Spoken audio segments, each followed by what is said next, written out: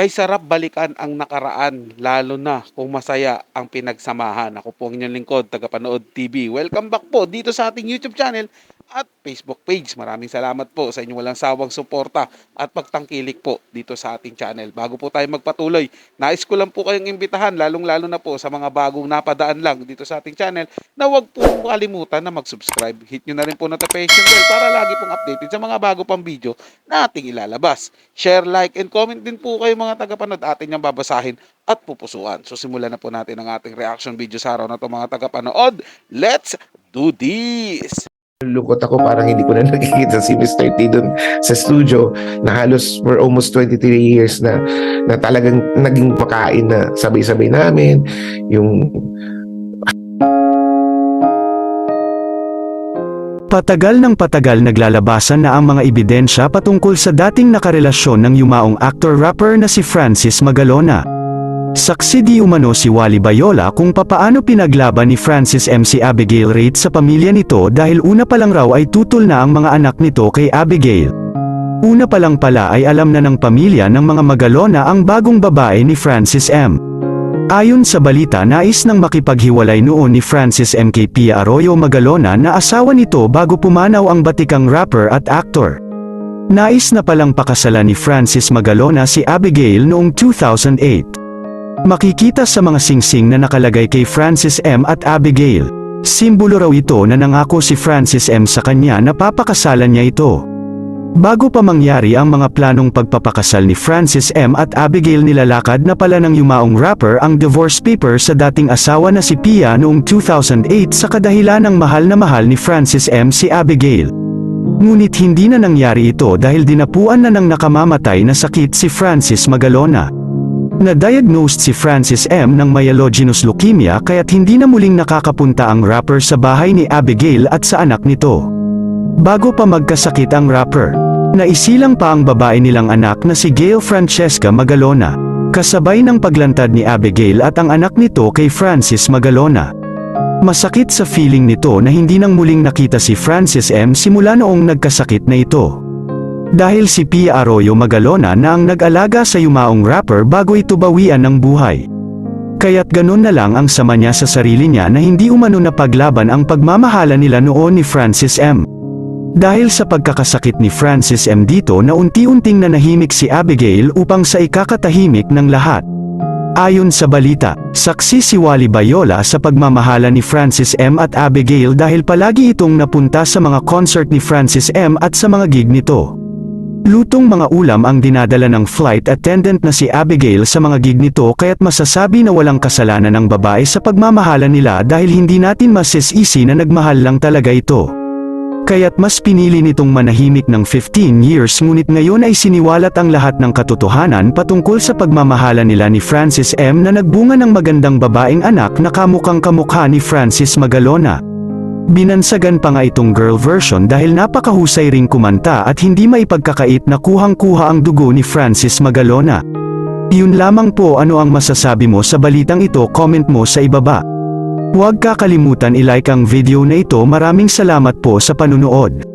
Para sa akin po mga tagapanood, no, hindi po basihan na mayroong picture si Sir Wally Bayola at saka si Ma'am Abigail Rate para mayroon na po silang connection sa isa't isa, o kung magkaibigan man po sila o ano man po yung samahan nila, kasi picture lang po yan mga tagapanood Hindi po natin masasabi dyan o masasagot kagad yung katanungan na may kinalaman si Wally Bayola sa pagkakaroon ng relasyon ni Abigail Rate kay Francis Magalona. Hindi po ganun mga tagapanood, kasi kahit naman po sino mga tagapanood pwedeng magpa-picture, di ba?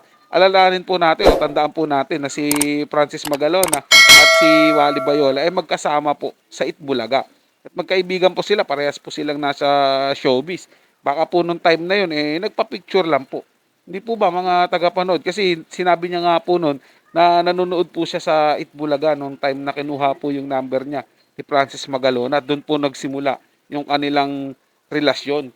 Di po ba? Kaya mahirap pong paniwalaan yung mga kumakalat na issue ngayon na BFF daw di umano ni Wally Bayola. Ito si Ma'am Abigail Rate at alam niya po yung naging relasyon nila. Siguro po mga tagapanood, no, naging alam po ni Wally Bayola, yung relasyon nila, nung ano na po, nung naging sila na. Kumbaga parang pinakilala, siyempre magkasama nga po sila sa show. Magkaibigan po sila.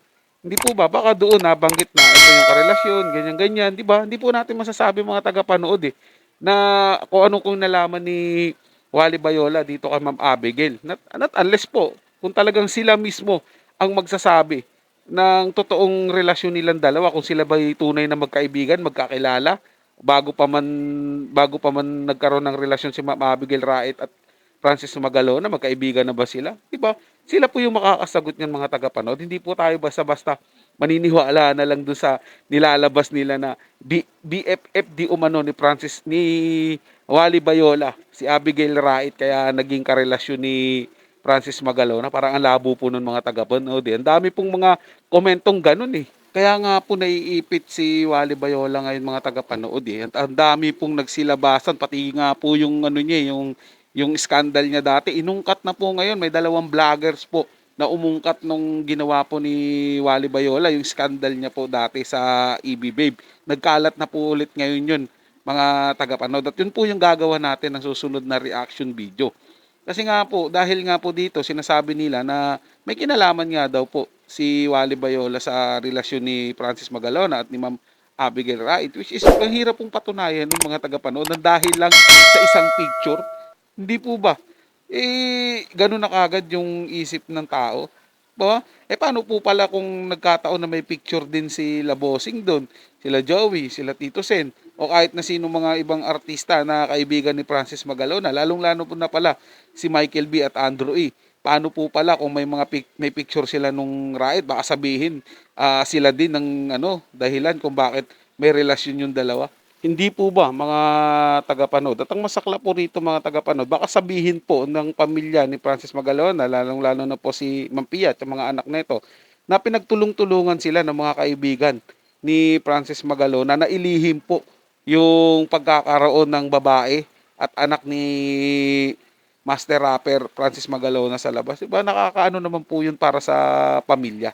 Ang ginagawa na lang po ng mga tao ngayon sa social media, parang pinaiingay po nila lalo at pinagsasabong-sabong po yung pamilya, which is hindi naman po yun layunin ni Ma'am Abigail kaya siya lumabas.